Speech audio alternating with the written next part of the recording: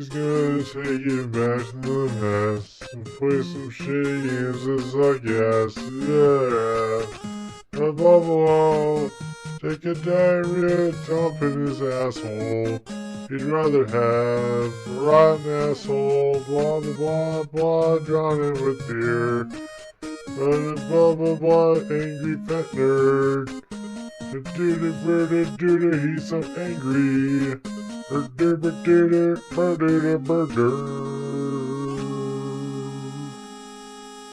here for a late Halloween and a pre-election day spooktacular review of a good NES game based on a somewhat popular line of toys, Monster in My Pocket. Unlike most IPs that were ported over to the Nintendo, Monster in My Pocket was not developed or published by LJN. Instead, it was developed by Konami, which is a pleasant surprise. If you're looking for an in-depth review of the toy line of the matching name, you won't find it here. I vaguely even remember Monster in My Pocket from my childhood. I was more of a Mighty Max kid. Those were awesome. The video game is a really basic action platformer. You can choose between a vampire and Frankenstein's monster, but from what I can tell, there is no difference between them. You can walk, attack, duck, and jump. That's about it. The level design is your typical left to right, but what's really cool is that everything is from the perspective of your miniature action figure character.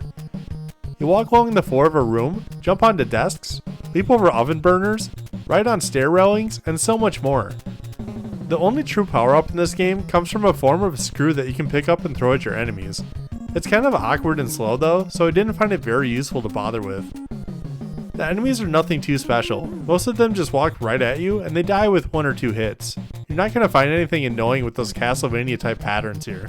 At the end of each level is a boss fight, and they're kinda tricky to beat the first time through, but nothing too difficult.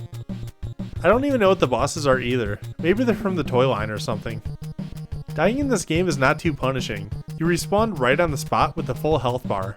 If you lose all of your lives, you continue at the beginning of the stage. There are only a handful of stages, so this is a really quick playthrough of around 30 minutes or less. The best part of this game is the music. It's a Konami staple, and this is no exception. It's like the seasoning on a good steak, bumps it up a grade for me. The end of the game finishes with a classic boss rush and a false ending with the real final boss. It's not too hard though, because by then you've already figured out all of the patterns. And that's really all there is to say about it. I got this game for about $30 a couple years ago, and now it looks like it goes for around $50. I can't say that's a great value, but it's definitely a solid game to have in your collection.